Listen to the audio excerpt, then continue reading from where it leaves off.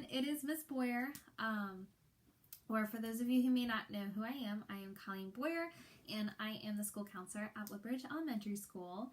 The reason I'm on our lovely Woodbridge YouTube channel is because I wanted to make a video about, routines, scheduling, and structure. But before I get too much into it, I really just wanted to start off by saying that I hope everyone is doing well. I hope everyone is staying safe and healthy. And I miss you guys all so much.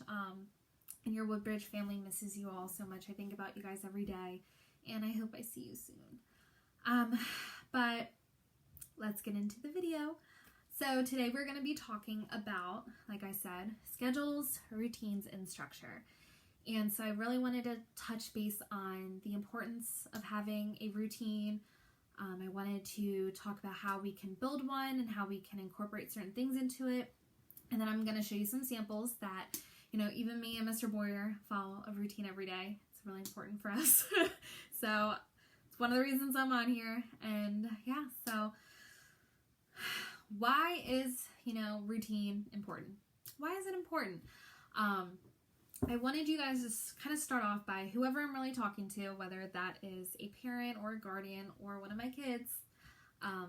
Think about the minute you wake up. You get out of bed, you brush your teeth, you make your bed, get dressed, you eat your breakfast, get on the bus, go to school or work, and then your day is planned out for you. You have homeroom, math, ELA, content. Maybe Miss Boyer will come into your classroom and teach you guys. You never know. But then even when you get off the bus to go home, maybe homework, maybe family time, dinner, get ready for the next day maybe and kind of go to sleep, brush your teeth. But your day is pretty much broken into a routine. And, with everything going on and the uncertainty, our routines are kind of broken. And it's kind of our job to build this back up. And that can really, really help with a lot of what's going on right now. With the coronavirus, there's a lot of uncertainty and there's some control taken away from us, but we can kind of take back that control by building that routine at home. I know it's small, but it'll work. It'll definitely work for us. But having that routine can really bring back that feeling of, normal, that sense of security and stability. And it can really help us feel like Monday going to school again, but instead it's at home. But it can also really decrease that frustration that's going on in our lives right now and kind of decrease all those anxiety-provoking things out there. It can really help decrease that. And like I said, some of that control has been taken away from us right now. Like, being told we have to stay in our house, but let's kind of take some of that control back and kind of have something to expect. With a routine, there's something you're expecting, and that kind of helps with that. But it can also help us feel productive. When you wake up, as much as I don't want to see this, and now I'm going to definitely have to follow it, don't get out of your bed and keep your sweatpants on and your pajama pants on as much as you want to do it. Put on jeans, put on pants, put on those normal pants and start your day.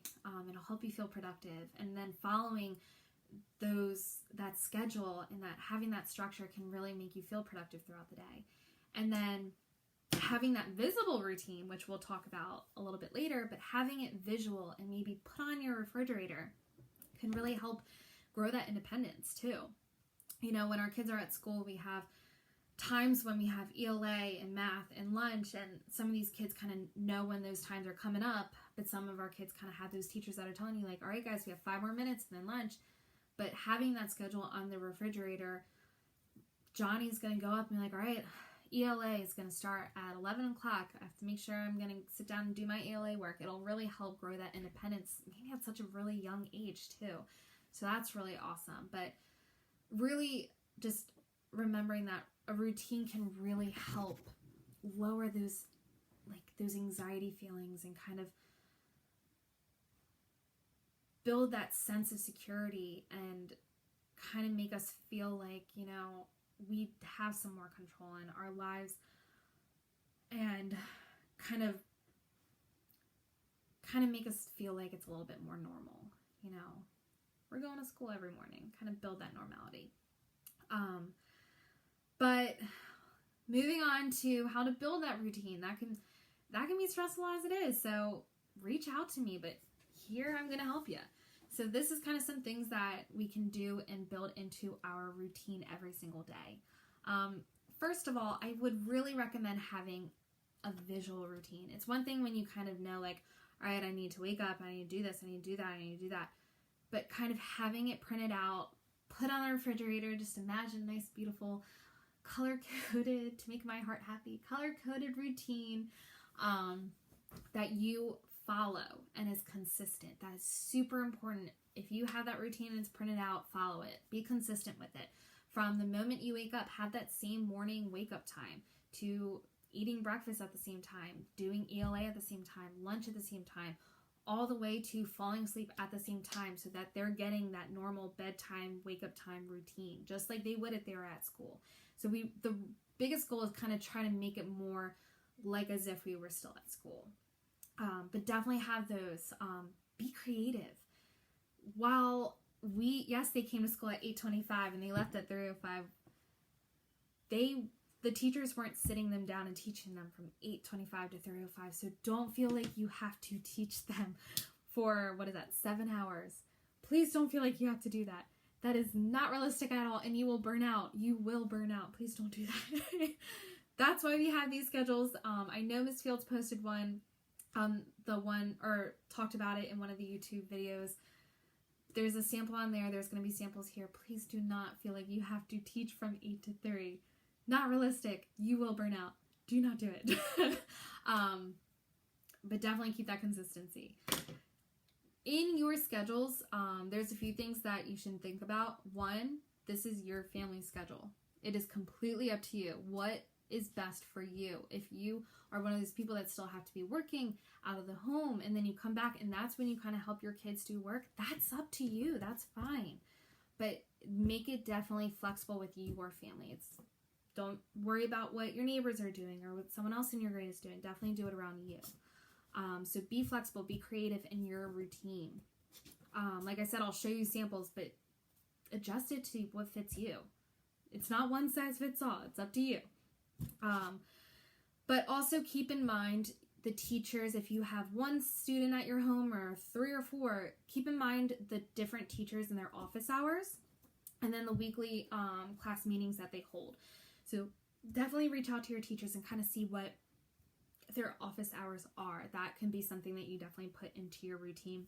If you have one for your entire family or one for each kid, definitely figure out what the office hours are. So if you do have to reach out to your teachers, have some questions, you know when those are. It's going to be depending on their schedule, so definitely kind of reach out to them. But in the routines, you definitely want to incorporate movement breaks, creativity. You definitely want to have that snack, lunch, breakfast, dinner. Incorporate some indoor and outdoor activity. So if you want to do some outdoor activity, take that walk with your family. Social distancing though, you heard that here, social distancing. But get those movement breaks. Take some virtual field trips. There are so many resources out there. Incorporate those in here. Do a morning exercise, something, yoga, mindfulness, anything. Watch the YouTube channel that we have that our teachers are posting. Whatever you need to put into your routines. But again, while it's flexible for you, make it consistent. That's super important. Now, here are some samples. So, I have 3. I know Miss Fields has one on the one YouTube channel, or the one YouTube video that Miss Fields and Miss Phelps posted. So go check that one out. But I have a couple here. They're completely different, so whatever fits more your style. They are all color-coded for my heart. So here's one, and don't focus on the time, 7:30 to 5:30. This is just going from breakfast to dinner. But kind of notice how it's just a time and then what's going on. Time, what's going on. So this is more simplistic. This is for the family that just They just want to time what's going on. So this is what that is going to be. So if you just want to look at it really quick, as you can see, they have breakfast, like a morning exercise, get ready, schoolwork, they have that from then. Again, times are going to be different, but I really just wanted you to focus on how it's broken up in just activity. Then I have this from one of our Baltimore County public school teachers. She sent this to me, which she's using, and it has from what time to what time, which I liked a little better. And then she has Rise and Shine, ELA. This is actually very similar to the one that Miss Fields was talking about. So like complete today's ELA assignment, do independent reading, activity time, get active, go outside, be creative, snack and relax, content, so social studies, science, or health, lunch, special area, whether that's gym, music, art, library with your 3 library books you checked out, just saying, math, so, complete today's math assignment, and then, mindfulness. And kind of going off of what Miss Phelps said in her video, if you didn't get a chance to watch it yet, she said, what if from here it says 9:30 to 10:15 you have ELA, but you complete it and you still have some time on that schedule. For for kindergarten through second, practice those sight words, practice your vowels and those kind of things. For more 5th grade, 3rd through 5th grade, practice your main ideas and your reading comprehension. Practice reading those leveled books. For math for younger grades, practice those addition and subtraction. Practice, depending on what grade you're in, your shapes, squares and your 3D shapes.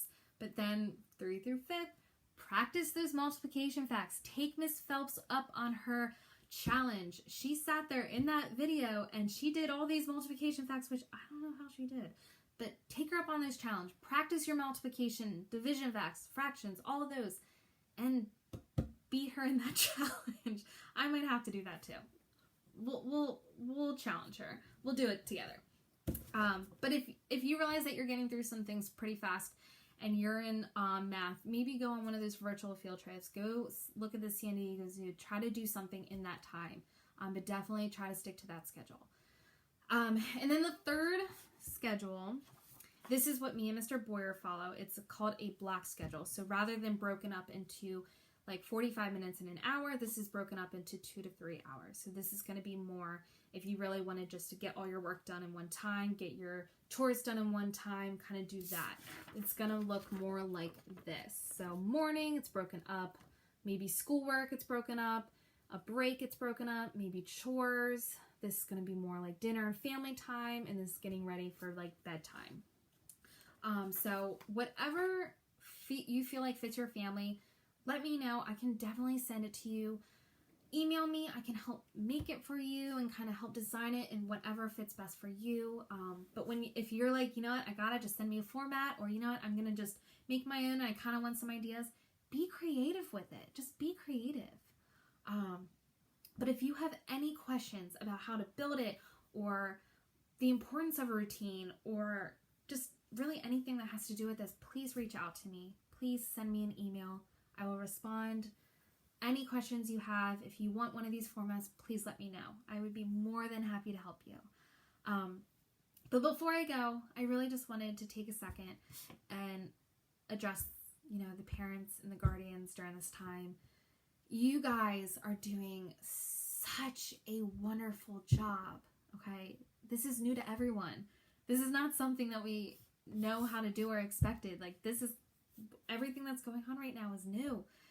And you guys are taking on a role, and you are doing such a great job, and I really want you guys to know that. You don't have to be that perfect teacher. You do not have to sit there and teach from 8 to 3. But you coming in and just clicking on this video and being invested in helping your student and your kid and all of that, just that alone, just clicking on this video just shows how much you love and care for your kid. And that alone just shows how great of a job you're doing. But I can sit here and tell you how great of a job you're doing all day long, but I want you guys to tell yourself that. I want you guys to give yourself some patience and grace, but also give your kids patience right now. This is a scary time, so please don't forget to give them the patience too.